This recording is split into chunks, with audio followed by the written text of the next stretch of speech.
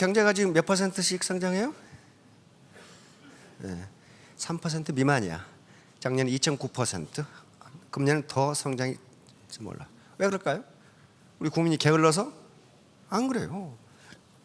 우리 국민처럼 일을 많이 하는 국가도 그렇게 많지가 않습니다. OECD 국가 중 거의 세 번째, 두 번째죠. 밤낮으로 죽어라고 일하는데 성장이 안 돼. 뭐 여러 가지 요인이 있습니다.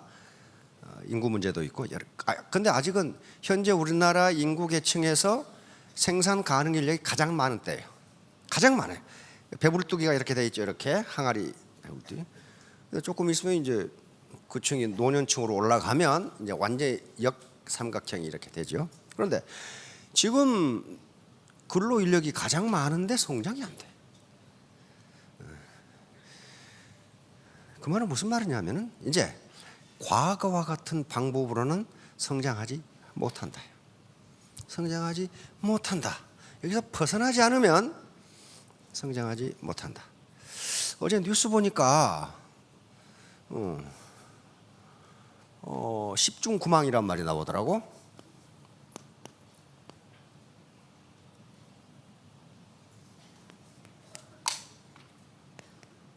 이게 무슨 말이에요? 10개 중 9개가 망한다. 이게 무슨 얘기냐면 치킨집하고 커피집 이야기입니다. 우리나라 치킨집이 지금 계속 늘어나죠. 엄청나게 빠른 속도로 늘어나는데 현재만 하더라도 전 세계 맥도날드 지점보다 더 많답니다. 그러니까 10개 중에 9개가 망해. 커피집도 한 골목에 4개씩 막 늘어나. 근데 이 중에 커피집도 10개 중에 9개가 망해. 그 다음에 또 엄청나게 많은 게 고속도로 옆에 사고 나면 끌고 가려고 서 있는 차. 그거 전부 다 젊은 놈들인데 뭐 때문에 하루 종일 거기 기다리는지를 몰라. 사고가 뜨면은 서로 먼저 가서 그놈을 끌고 가려고 저끼리 충돌해가지고 또 사고 났더라고. 자, 성장하지 못한다. 그러면 우리는 10개 중에 9개가 망한다. 여기에 주목하지 마시고 어떻게 한 개는 성공하는가. 그걸 보셔야 될 거 아니에요. 왜 한 개는 성공하는가. 치킨집 10개 중에 9개는 망하는데 왜 한 집은 성공하는가. 그렇죠. 성공하려면 이유가 있을 거 아니에요. 그 사람이 무슨 재수가 되게 좋아서 성공하는 거 아니란 말이에요. 성공하는 이유, 그 다음에 우리가 저성장에서 탈출을 어떻게 해야 되는가 하는 이유, 그게 자본이에요. 그게 자본이라. 선진국은 자본이 많이 축적되어 있다. 그 말은 선진국은 앞으로 인간이 어떻게 살아갈 것이며 그러려면 뭘 만들어야 되는가 하는 것에 대한 식견이 엄청나게 쌓여 있어. 특히 미국이 그렇단 말이에요. 유럽이 그렇고. 그래서 지금 우리 교육계에서 늘 늘어나서 해야 되는 게 창의성 교육 그만하죠. 많이 들어보셨죠? 창의성 교육. 그게 이제 국민이 각자가 창의성을 갖지 않으면 중진국 함정에 빠진다. 일부 학자들은 대한민국이 지금 중진국 함정에 빠졌다 이렇게 이야기를 합니다. 그걸 함정에 빠져버리면 못 벗어나요. 왜냐하면 앞에 1등이 갈 때는 1등을 계속 따라가면 돼. 그리고 그놈이 만들어놓으면 미투 난 더 잘 만들거든 그러면서 만들어 팔면 되는데 이제 1등을 하고 보니까 어때요? 뭘 만들어야 되지? 이렇게 나오는 거예요. 빌 게이츠라는 사람 있죠? 노력한다고 성공하는 것은 아니다. 맞죠? 그러나 노력도 안 해보고 안 된다고 하는 놈은 페인이다. 그렇단 말이에요. 그러면 노력이라도 해봐야 되는데 노력을 했을 때 성공하는 사람은 뭐고 성공 못하는 사람은 뭐냐 하는 거예요. 그건 우리가 자본주의 시장 경제니까 자본이라는 것으로 설명할 수밖에 다른 방법이 없어요. 그러면 우선 가장 중요한 게 자본이 무엇인가 하는 건데 자본이 돈인가? 돈일 수도 있어요. 개인의 입장에서 돈은 자본입니다. 그러나 국가 입장에서는 그건 자본이 아니에요. 수표도 개인 입장에서는 돈이 자본인데 사회 입장에서는 자본이 아니에요. 자, 그럼 무엇이 자본인가? 살아남은 종은 가장 강한 종도 아니고 머리가 가장 좋은 종도 아니다. 가장 변화에 잘 적응하는 종이다. 환경 변화에 잘 적응해야 돼. 근데 인간은 환경 변화에 가장 잘 적응하는 동물은 인간이랍니다. 저 북극에서부터 아프리카 사막까지 인간이 다 살아. 적응하지 못하면 죽게 돼 있어요. 따라서 세상이 이렇게 변하는데 거기에 적응하지 못하면 죽게 돼 있어요. 죽게 된다는 말은 도태된다는 말이에요. 항상 평생을 가난뱅이로 살아야 된다는 얘기밖에 안 돼요. 주역의 궁변통구라는 말이 있습니다. 이것은 새해가 되면은 기업의 이 대기업의 CEO들이 요걸 그 새해의 화두로 정하는 기업이 굉장히 많습니다. 이게 주역에 있는 말이에요. 사사삼경의 주역 아시죠? 최고봉의 철학서적인데요. 자, 역에서 말하기를, 주역에서 말하기를 궁죽편, 궁하면 변해야 하고, 내가 지금 생활이 궁해, 무엇이 안 풀려, 이게 궁한 거예요. 경제적으로 궁하고 뭐 일이 잘 안 풀려.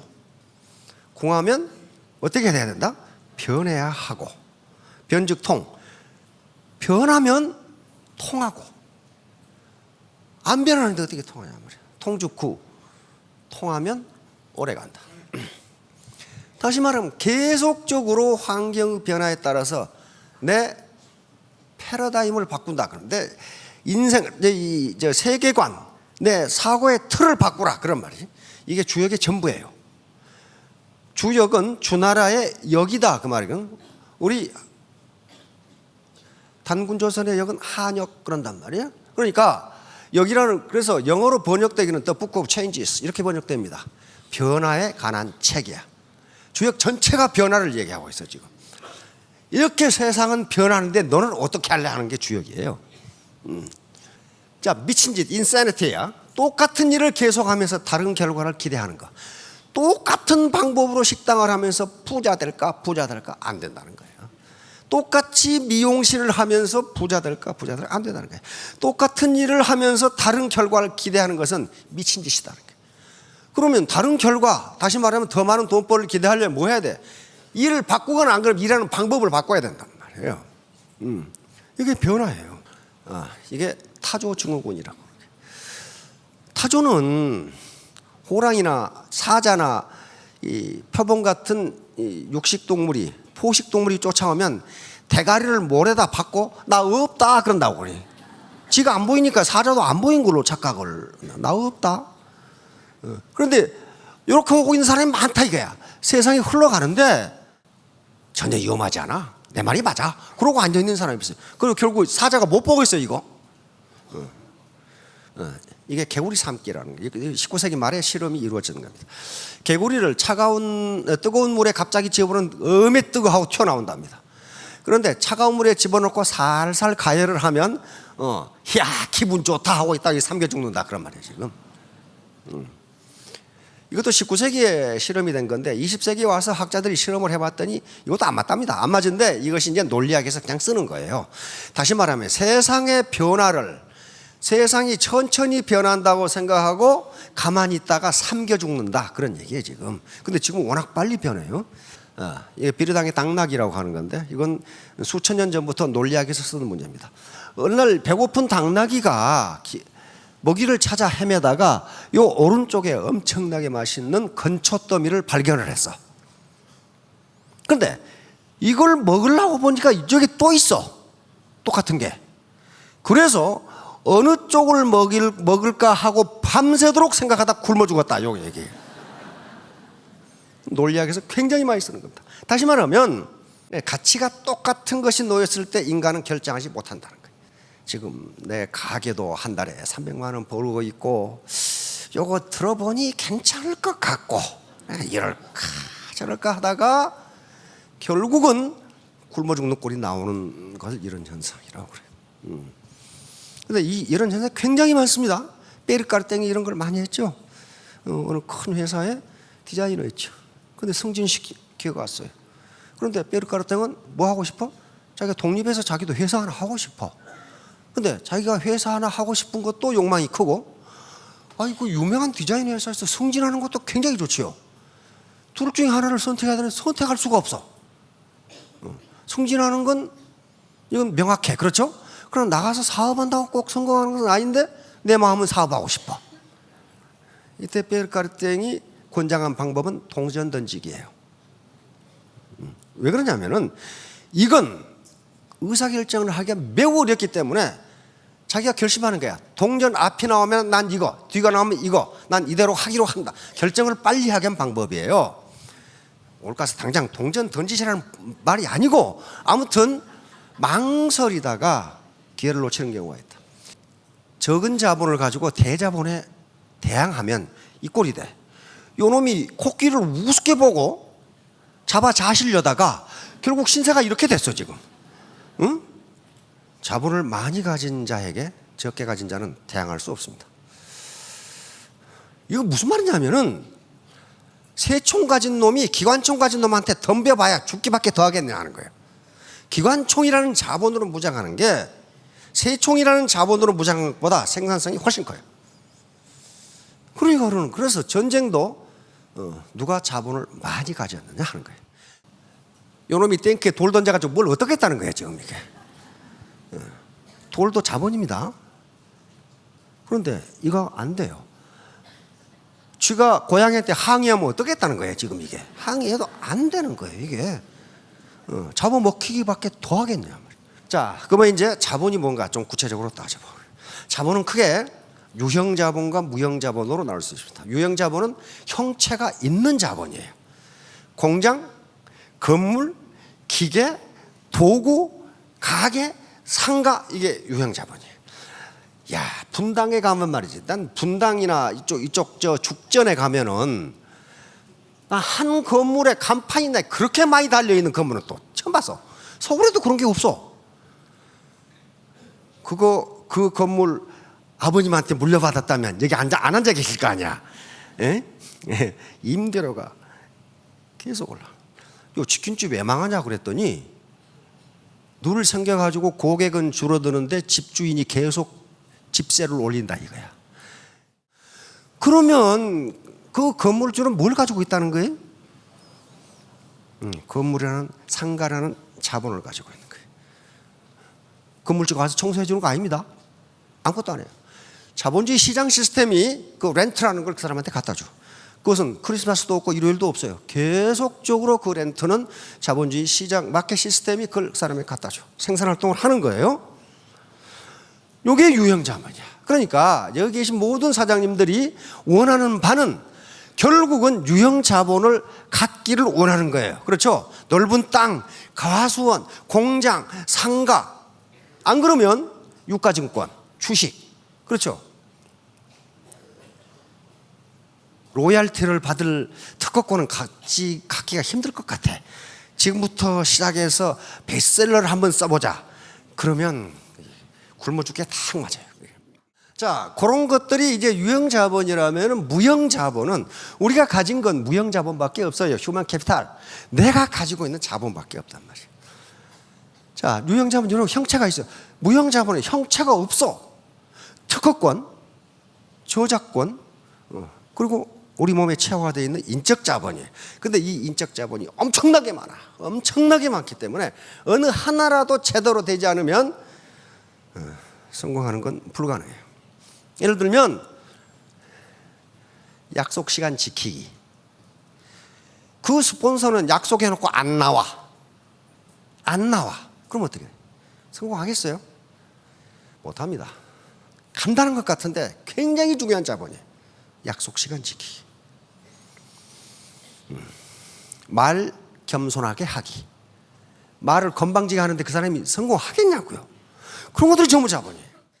그러면 우리 애터미 사업자들이 가지고 있는 구체적인 자본은 뭔가 하는 거예요. 구체적인 자본. 자, 항상 나부터 시작하시기 바랍니다. 아무리 라인이 길어도 나부터 이렇게 라인이 내려갑니다. 이게 나예요. 나. 요 라인 전체, 내가 소속된 라인 전체를 사회자본이라고 부릅니다. 사회자본이 소셜 캐피탈이라고 부른다. 자, 이것은 학술 용어입니다. 저걸 사회자본이라고 불러. 그러니까 이런 공장이니 기계니 원료니 하는 것들을 직접 생산자본 DPA라고 합니다. 그리고 도로니 이런 이 전력이니 상수도, 댐, 그다음 항만 이런 것들을 사회 간접 자본이라고 부릅니다. 소셜 오버헤드 캐피탈, 사회 간접 자본. 다시 말하면 이 고속도로가 내가 공장에서 생산 활동을 하는데 원료로 직접 들어가지는 않지만은 그게 없으면 생산 활동이 잘 안 돼. 그렇죠? 그래서 생산 활동을 간접적으로 지원해 주는 자본을 사회 간접 자본이라고 그렇게 불러. 그런데 일반적으로 선진국일수록 사회 간접 자본이 잘 돼 있어. 후진국은 거의 없어요. 예를 들면 우리 의료보험 시스템. 이게 잘 안 돼 있으면 국민이 아파도 치료를 못 해. 보건 시스템. 그런 것들. 신호 시스템. 등대 시스템. 이게 전부 사회 간접 자본이에요. 그런 것들은 지금 우리가 상당히 많이 확보하고 있어요. 그런데 이게 이제 이걸 사회 자본이라고 부른다 그거예요. 왜 이게 자본이냐? 자기 밑에 달랑 2사람 달린 사람하고 10만 명 달린 사람하고 누가 소득이 높아요? 10만 명 달린 사람이 자연히 소득이 높죠. 다시 말하면 애터미 사업에서 소득은 이 소셜 네트워크, 사회 자본의 크기와 퀄리티에 따라 결정됩니다. 그렇죠? 이게 자본이에요. 이게 이제 이게 고기 잡는 어부 입장에서 보면 그물의 크기예요. 그물의 크기. 그물이 어느 정도 커야 고기를 잡을 수 있어. 그러나 그물이 아무리 커도 고기를 잡으니까 찢어졌다. 그럼 어떻게 돼? 못 잡아. 한 마리도 못 잡아. 다시 말하면 이 소셜 네트워크, 휴먼 네트워크의 사이즈도 중요하지만 퀄리티도 중요하단 말이에요.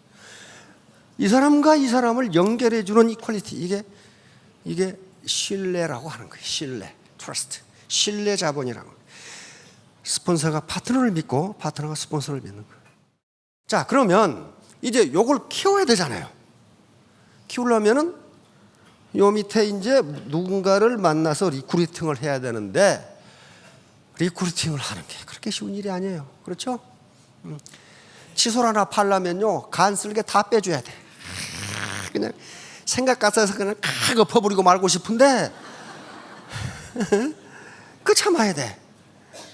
그래서 현자들은 인내심이라는 자본이 가장 귀중한 자본이다 그렇게 이야기를. 인내심이라는 자본이야.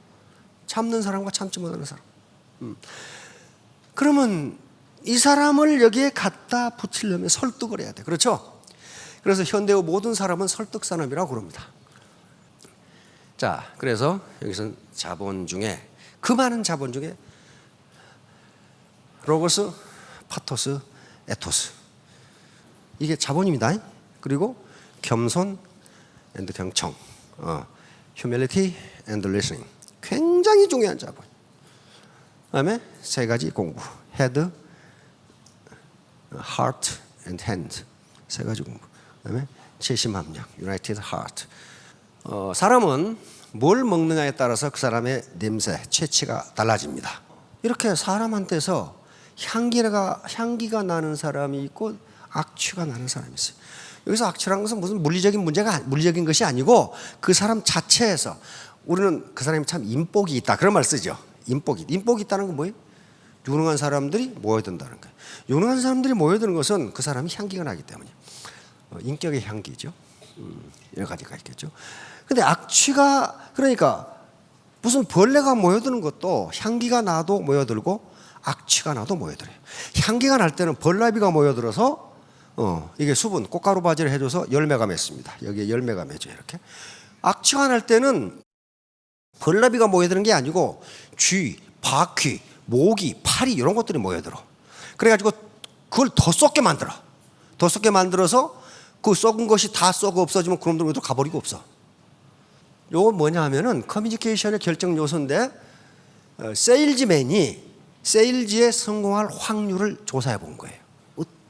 도대체 세일즈에 성공하려면 뭘 해야 성공하느냐 하는 걸 경영학자들이 조사해 보니까 자, 표정이 60%. 진정성. 그러니까 말은 아주 선하게 하는데 이 사람 얼굴 표정을 보니 사기꾼 같다 그러면 안 믿는다는 거예요. 육감으로 하는 거예요. 육감. 육감이라는 말 들어보셨죠? 도대체 논리적으로 설명할 수는 없지만 뭔가 내게 온 게 있다. 근데 미국의 뇌과학자들이 드디어 찾아냈어요. 육감이 어디서 오는가 하는 걸. 육감을 전달하는 유전인자가 있답니다. 그 유전인자가 없으면 육감이 없어. 그 사람은 거짓말을 하는데 참말인 줄 알아. 그러니까 모든 인간은 육감을 전달하는 유전자가 있기 때문에 아무리 입으로 선한 말을 해도 믿지를 않아요. 여러분, 선악이란 말이 있죠. 이 부인은 선하다. 그게 말이 되는 거예요 지금? 그걸 자연과학적으로 증명할 수 있나요? 없죠. 이 부인을 암만 분석해봐도 선이 안 나와. 맨날 수소, 산소 이것밖에 안 나와. 그렇죠? 그런데 선이 있다고 하니까 우리는 있다고 인정하는 것뿐이야. 그렇잖아요. 그러면 이 부인이 선한지 안 한지를 어떻게 하느냐 그 말이에요. 어떻게 알아요? 이야, 굉장히 철학적인 문제도 아닌데. 말은 굉장히 선하게 해. 나는 선하다. 전라도에서 우리 할머니는 그러더라고. 저 사람은 깔끔하게 갖다 놔도 말은 반반하게 한다고. 전라도 분들은 아실 거예요. 깔끔하게 갖다 놔도 말은 반반하게 한다고. 말은 반반하게 하는데 과연 이분이 선한지 안 한지는 이분 자체를 물리적으로 분석해가지고 알 수가 없어요. 그렇잖아요. 뭘로 아느냐? 이 사람은 행동을 보고 알아요. 행동은 이 사람이 선한지 악한지를 나타내주는 표상이에요. 그렇죠? 표상이라고요. 그러니까 그 얼굴빛이 진정성이 있느냐 없느냐를 가지고 상대방은 판단한다. 이게 60%야. 그 다음에 뭐예요? 말하는 태도. 아까 겸손하냐 안 하냐. 다시 말하면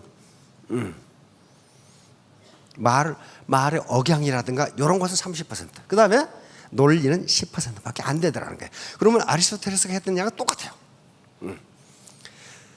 똑같아. 그러면 어떻게 해야 되겠어요? 이제 요 소셜 캐피탈을 키우려면은 가장 중요한 게 내 인격을 어떻게 할 것이냐는 거지. 내 인격을 어떻게 할 것이냐. 누구 탓할 거 없어요? 우리 부모님이 논밭을 안 물려줘가지고 그것은 그거고 이제 이 사이즈만 크면은 한 달에 5천만 원 벌 수 있어요. 지금 6억까지 벌죠. 6억씩 벌어. 근데 초등학교 나온 분들이야. 그렇죠? 그러면 그 인격은 학력과는 관계 없다는 게 나와요. 그렇죠? 학력과는 관계 없어요. 그래도 초등학교 나왔으면 다행이야. 초등학교 3학년까지 다닌 분이 계셔. 그러면 인격은 학력과는 무관하다. 이렇게 되는 거예요. 자, 오늘 또 하다가 중간에서 끝냈는데요. 3년 후 5년 후에 모두 스타 마스터, 로얄 마스터가 되시기 바랍니다. 네, 감사합니다.